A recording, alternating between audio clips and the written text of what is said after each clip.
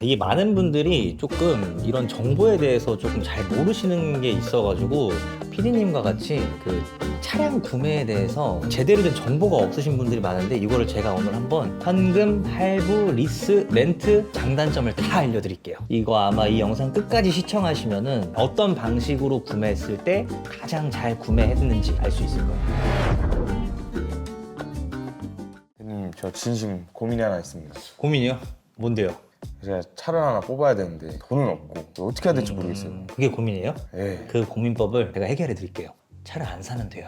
제가 지금 마음에 불이 지펴져가지고 쉽게 꺼지지가 않아요 지금. 근데 돈이 없다 보니까 너무 힘들어요 지금. 그러면 경차라도 뽑으세요. 아 근데 경차는 제가 등치가 있으니까 또 사고가 떨어지지 않을까. 아우, 중요하죠. 그러면 중고차로 뽑아요. 하여튼 또 중고차로 뽑기에는 보증기간도 짧고 이 차가 뭐 진짜 정상적인 차인지도 모르니까 그것도 겁이 나고, 그리고 제 첫 차인데 그럼 무조건 신차로 하고 싶어요? 저 신차가 더 낫지 않을까 싶어요. 그리고 신차는 또 현금으로 사야 된다고 배워가지고. 아니요, 꼭 그렇지만은 않아요. 이 구매 방식이 현금 구매도 있고 할부 구매도 있고 렌트나 리스로 이용하는 방식도 있기 때문에 돈 없이도 구매할 수 있는 방법은 충분히 있거든요. 근데 이 신차는 현금으로 사야 된다고 들었는데 할부, 리스, 뭐 장기 렌트 이런 거 안 좋은 거 아니에요? 그거 왜 안 좋은 건데요? 저한테 설명을 좀 한번 해줄래요? 왜 안 좋은 건지? 제가 알고 있는 지식으로는 할부는 일단 이자가 되게 세고, 장기 렌트, 리스 이런 거는 어쨌든 마지막엔 차를 다 반납해야 되고 돈도 없이 그냥 반납을 해야 되니까 팔지도 못하고, 그래서 뭐 사실 안 좋은 거 아닌가요? 진짜 잘못됐다. 이게 많은 분들이 조금 피디님과 같이 그 차량 구매에 대해서 제대로 된 정보가 없으신 분들이 많은데, 이거를 제가 오늘 한번 현금, 할부, 리스, 렌트 장단점을 다 알려드릴게요. 이거 아마 이 영상 끝까지 시청하시면은 어떤 방식으로 구매했을 때 가장 잘 구매했는지 알 수 있을 거예요. 그럼 저 경차 벗어나는 건가요? 그럼 충분해요. 자세히 하나씩 뜯어보면은, 현금 구매 같은 경우는 차량 가격을 한 번에 지불하고 구매하는 방식인데, 장점이 뭐냐? 이자가 안 나가요. 그리고 월에 나가는 지출이 없어. 제일 큰 메리트죠, 이게. 그래서 목돈이 있으신 분들이라고 하면은 무조건적으로 현금 구매하는 걸 저는 추천드려요. 그리고 소유권이 즉시 본인 명의로 들어가기 때문에 추가적으로 나가는 비용이 없습니다. 그러면 역시 현금 구매가 짱 아니에요? 돈이 있으면 현금 구매가 제일 좋은 방식이고, 피디님, 일시불의 단점이 뭘까요? 어쨌든 이게 목돈이라는 게 들어가기 때문에 큰 목돈이 필요할 거고, 그리고 사실 부담 아닐까요? 그런 그쵸. 큰 가격? 목돈이 많이 나가고, 이제 뭐 어떻게 보면은 유동자금이 있다 보니까 한 번에 쓰는 이제 부담이 조금 생기죠. 그래서 내가 조금 통장에 여유가 조금 있고 내 명의로 차량이 잡히는 거에 대해서 부담이 없다라고 하시면은 현금 구매를 하세요, 무조건. 두 번째는 할부입니다. 할부 같은 경우는 차량 가격을 이제 금융사 대출을 받아서 뭐 3년에서 5년 이렇게 할부를 해가지고 매달 월 납입을 내면서 이용을 하는 방식인데, 이 할부 같은 경우는 아마 지금 우리나라에서 가장 많이 차량을 구매하는데 방법으로 쓰이지 않을까 싶거든요. 할부 구매의 장점으로는요, 초기 비용이 상대적으로 좀 작고 매달 일정한 금액을 내면서 상환을 하는 방식이에요. 이 상환이 다 됐을 경우에는 이제 현금차가 되는 거고, 그때 이제 차량을 팔았을 때 물론 뭐 감가 이런 게 있을 수 있겠지만 어느 정도의 금액이 남고, 일단 내 차라는 그게 조금 있잖아요, 할부 구매했을 때는. 아까 방금 초기 비용이라고 하셨는데, 초기 비용이라고 하면 그 종류가 뭐가 있는 거예요? 뭐 일단은 기본적으로 차량을 구매할 때 보험비랑 취등록세 요런 게 기본적으로 초기 비용이 들어간다라고 말씀을 좀 드리는 거고, 전액 할부가 안 나오는 경우가 요즘에는 굉장히 많기 때문에 처음에 어느 정도의 목돈이 조금은 들어가긴 하죠. 자, 다음은 할부의 단점입니다.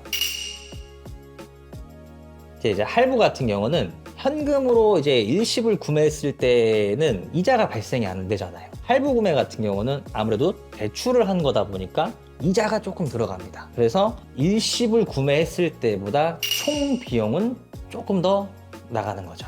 할부 차량 같은 경우는 재산으로 잡히기 때문에 건강보험료라든가 이런 게 좀 올라갈 수 있거든요. 그리고 대출이잖아. 차량을 대출을 해서 구매를 한 거기 때문에 내 신용에 조금 영향이 있을 수는 있어요. 이런 게 조금 단점이죠. 근데 왜 신용도에 영향이 가는 게 단점인가요? 어리구나. 아직 20대라 잘 모르는구나. 나중에 뭐 집도 사야 되고 뭐 내가 대출이 필요한 일이 있을 수도 있고, 그때 뭐 보고 해줄까요? 뭘 봐요? 그때 신용을 보고 다 해주는 거예요. 신용이 안 좋으면은 차도 못 사요. 자, 세 번째는 리스 그리고 장기 렌트입니다. 이 리스랑 장기 렌트의 장점으로는 일단은 본인의 명의로 잡히지 않는다라는 게 가장 큰 장점이에요. 그리고 내 신용도에 따라서 초기에 비용이 아예 없이 진행이 가능해요. 그리고 월 납입금 구조를 잔존 가치를 반영을 하는 건데, 이 잔존 가치를 반영해서 월 납입료가 산출이 되다 보니까 할부 구매했을 때 대비해서 월에 나가는 지출이 적어요. 일시불과 할부는 무슨 말인지 이해를 했거든. 근데 리스랑 장기 렌트의 뭐 차이가 뭐예요, 그러면? 그러면은 이제 리스랑 장기 렌트 차이를 모르시는 분들이 굉장히 많아요. 이 두 개의 차이점이 뭔지 제가 설명을 한번 해드릴게요. 리스랑 장기 렌트 같은 경우는 크게 세 가지로 나뉘어요. 소유권, 그리고 월 납입금의 계산 방식, 그리고 계약 종료 후 선택지, 이렇게 세 가지로 나뉘거든요. 첫 번째로 소유권이에요. 이 소유권 같은 경우는 내 차가 아니라 리스사의 차냐 렌트사의 차냐, 뭐 이 정도의 차이가 있는 건데, 리스 같은 경우는 보통은 금융사에서 취급을 많이 해요. 그래서 명의가 금융사의 명의로 일단 계약을 한 다음에 고객한테 차량을 대여를 해주는 거고, 렌트는 롯데렌트카, 대표적인 렌트카 업체들 있잖아요. 이런 전업사에서 차량을 구매를 한 다음에 고객한테 대여를 해주는 거거든요. 근데 요즘에는 금융사에서도 뭐 예를 들면 하나캐피탈, KB캐피탈, 뭐 이런 대표적인 금융사에서도 렌트카를 이제 대여를 해주죠. 이런 식의 뭐 약간의 차이가 있는데, 요거는 제가 조금 이따가 설명을 해드릴 거고, 월 납입금의 계산 방식이에요. 잔존 가치라는 게 있어요. 장기 렌트 같은 경우는. 리스도. 이 잔존 가치가 뭐냐? PD님이 5년을 계약했어요. 5년 뒤에 그 차량의 값어치를 렌트카 업체라든가 금융사라든가 이런 쪽에서 미리 그 차량의 값어치를 정해 놓은 거예요. 그래서 차량 대금에서 그 잔존 가치를 제외한 나머지 금액에 대한 거를 내가 뭐 할부 개념으로 해가지고 이용을 하는 겁니다. 실제로 이게 할부 구매했을 때 대비 렌트나 리스가 월에 나가는 그 금액이 많게는 20-30만 원씩 차이가 나요. 이게 장점이죠. 그리고 계약 종료 후 선택지 있죠. 계약 종료가 됐을 때는 뭐 요즘에는 다들 만기 선택형으로 나와요. 만기에 내가 인수를 할 수가 있고, 반납을 할 수가 있고, 재연장, 연장을 할 수 있어요. 이거 세 가지 선택지가 있는데 상황에 맞춰서 조금 유연하게 선택할 수 있다는 장점이 있거든요. 근데 인수할 때는 잔존 가치라고 했잖아요, 아까. 그 차량에 내가 계약 기간 이후에 내가 이를 미리 정해놓은 값어치 있잖아요. 그거를 내고 인수하는 방법도 있고, 아니면은 그냥 반납하는 방법도 있고, 아니면 내가 뭔가 지금 차량을 반납하거나 인수하기에는 조금 차가 더 필요해. 그렇다고 새 차로 하면서 막 5년 동안 할 필요도 없고, 그러면은 이제 1년 연장을 하면 되는 거예요. 근데 듣고 보니까 다 똑같은 것 같은데 뭐 다른 차이점이 있나요? 그쵸, 차이가 있죠. 요 차이에 대해서 이제 설명을 조금 해줄 건데, 큰 틀은 어떻게 보면 굉장히 비슷하잖아요. 근데 쉽게 생각하면 이렇게 생각하면 돼요. 렌트는 우리 왜 가정집에서 정수기 렌탈해서 사용하는 것처럼 그냥 렌탈 상품이라고 생각을 하면 되고, 리스 같은 경우는 대출 상품으로 들어가요. 이렇게 말해도 사실 잘 모르겠지만, 첫 번째 이제 차이점 같은 경우는 비용 처리 관련된 부분인데, 렌트나 리스 둘 다 렌탈료랑 리스를 내잖아요. 연간 1,500만 원까지 비용 처리는 가능해요. 근데 이제 부가세 환급 같은 경우는 차종이랑 용도에 따라 조금 제한되는 게 있긴 한데, 렌트 같은 경우는 9인승 이상의 승합차랑 경차 같은 경우는 부가세 환급이 가능하기 때문에 뭐 개인 사업자, 법인 사업자, 사업자이신 분들한테는 굉장히 큰 혜택인 거죠. 그래서 요즘에 사업자이신 분들이 카니발, 뭐 경차 같은 경우는 레이 같은 거 헛자 많이 보시지 않았어요? 맞아요. 부가세 환급 때문에 렌트로 많이 쓰는 거예요. 근데 이거를 모르시는 분들이 굉장히 많아요. 사업하시는데도. 저도 한 4, 5년 전까지 사업을 했지만 렌트나 리스 뭐 이런 거 했을 때 9인승 이상의 승합차, 부가세 환급 이런 걸 아예 몰랐어요. 누가 알려주질 않으니까. 요즘에 보면 카니발에 하허호 이렇게 돼 있는 것도 많고 녹색 번호판도 많은데, 그게 이제 이 부가세 환급 때문에 많은 건가요, 요즘에? 차량을 구매를 해도 사실 부가세 환급은 받아요. 9인승 이상의 승합차랑 경차들은. 근데 이제 카니발 같은 경우는 진짜 헛자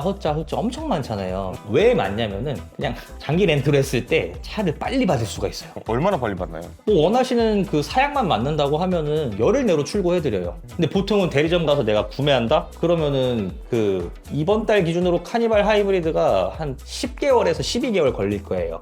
10개월에서 12개월, 거의 1년. 네, 맞아요.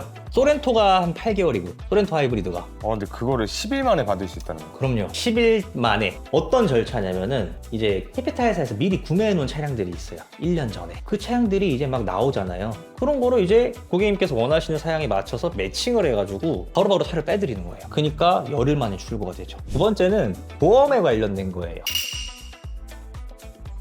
자, 리스 같은 경우는 뭐 명의는 이제 리스사라고 하지만 결국에는 보험은 내가 가입을 해야 돼요. 또 리스료 안에는 보험이 따로 포함되어 있지 않기 때문에 리스를 고려하시는 분들이라고 하면은 상대적으로 좀 보험료를 적게 내시는 분들이 많이 하고, 수입차 같은 경우는 렌트랑 리스를 두 개를 비교했을 때 월납입률 차이가 많이 나요. 왜냐? 렌트에는 보험료가 들어가 있고 리스에는 보험이 포함이 안 되어 있어요. 수입차 같은 경우는 어때요? 보험료가 비싸잖아. 그러니까 수입차 같은 경우는 리스로 이용하는 게 조금 더 유리하다. 내가 보험료를 많이 안 낸다라고 하면은. 그리고 렌트 같은 경우는요, 렌탈료 안에 보험이 다 포함되어 있어요. 포함되어 있다 보니까 아무래도 상대적으로 조금 보험료를 많이 내시는 분들 있죠. 사고 이력이 많으신 분들, 그런 분들이라든가 아니면은 조금 내가 운전 경력이 없어가지고 보험료가 좀 비싸, 그런 분들이 렌트로 이용했을 때 아무래도 조금 더 저렴하게 이용하실 수가 있는 거죠. 그리고 렌트 같은 경우는 영업용 보험이 들어가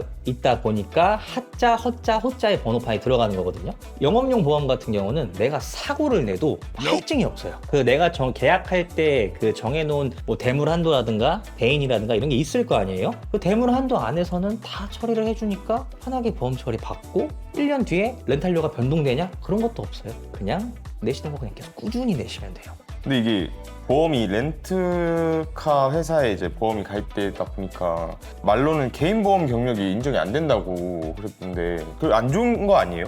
이거 질문 진짜 잘했어요. 원래는 이게 렌트카 계약을 하잖아요. 그럼 내가 개인 보험을 드는 게 아니고 영업용 보험이 들어가 있다 보니까 내 운전 경력이 단절돼가지고 다시 뭐 내가 렌트가 아닌 리스 또는 자차 구매를 해서 내 개인 보험을 가입을 해야 돼. 그럴 때 보험료가 운전 경력 단절 때문에 쭉 올라가는 경우가 있었거든요. 근데 이게 2024년 6월부로 변경이 됐어요. 렌트카 계약자에 한해서는 렌트 기간 동안에 운전 경력을 인정한다. 해당 내용을 증명할 수 있는 계약 사실 확인서 같은 것만 보험사에 첨부를 하면은 운전 경력을 인정을 해줘서 운전 경력 단절이라는 거는 옛날 말이에요. 그 세 번째는 이제 번호판이에요.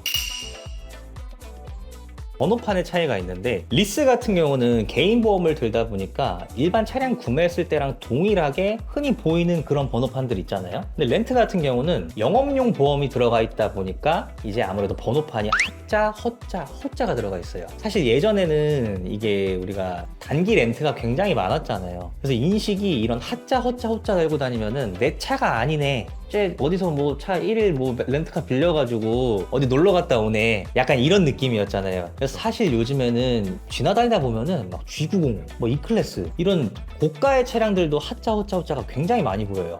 그러다 보니까 인식도 이게 조금 더 좋아지는 경우도 있고, 사실 저도 이 업에 종사하기 전까지는 너 렌트할래 리스할래 하면은 하나 물어봤어. 번호판, 일반 번호판이 뭐야? 리스, 이렇게 대답했어요, 친구가. 근데 리스 대출인데 부채로 잡혀도 괜찮아? 그래도 가오가 있지, 리스 해야지 라고 했는데, 막상 내가 이 업에 종사하면서 나한테 맞고 좋은 건지 따져보니까 렌트더라고. 그래서 저는 지금 호자 이용하고 있어요. 내가 PD님보다 조금 더 살았잖아요. 내가 좀 더 살면서 느낀 거를 얘기해 줄게요. 그 있잖아, 가오가 밥을 먹여주진 않아요. 자, 그리고 마지막으로 이제 부채랑 관련된 건데, 리스 같은 경우는 제가 대출 상품이라고 말씀을 드렸잖아요. 리스 같은 경우는 일시적으로 리스 계약을 하고 차량을 받고 실행이 되면은 내 신용 점수가 많게는 한 100점? 이렇게 떨어져요. 그러니까 신용 점수에 영향이 있어요, 대출이다 보니까. 근데 이게 또 우리가 왜 나중에 뭐 집을 산다거나 청약에 당첨됐어, 실제로 이건 제 얘기예요. 청약에 당첨이 돼가지고 아파트 계약을 하러 갔는데 이 돈 대출 이거 어떻게 갚을 건지, 그리고 지금 그때 내 재산이랑 뭐 부채 이런 걸 다 말하라고 하더라고요, 그쪽에서. 리스를 이용 중이었는데 리스차 이거 부채라고, 이만큼의 한도가 안 나올 수도 있다. 그러니까 결국에는 대출 상품이다 보니까 신용도가 조금 떨어지게 되고, 내가 대출이 정말 필요할 때 이 리스라는 것 때문에 한도가 제한이 될 수가 있어요. 단점이죠, 이런 거는. 근데 렌트 같은 경우는 재산과 부채로 잡히질 않아요. 그래서 나중에 이제 조금 뭐 집을 구매한다거나 사업자를 운영하시면서 대출이 필요하실 일이 있는 분들 있죠. 이런 분들 같은 경우는 렌트를 더 선호하세요. 하자 허자 호자라도. 이게 엄청난 강점이기 때문에. 피디님, 제가 이 정도 설명해줬는데 어때요? 조금 이제 머릿속에 좀 뭔가 들어와요?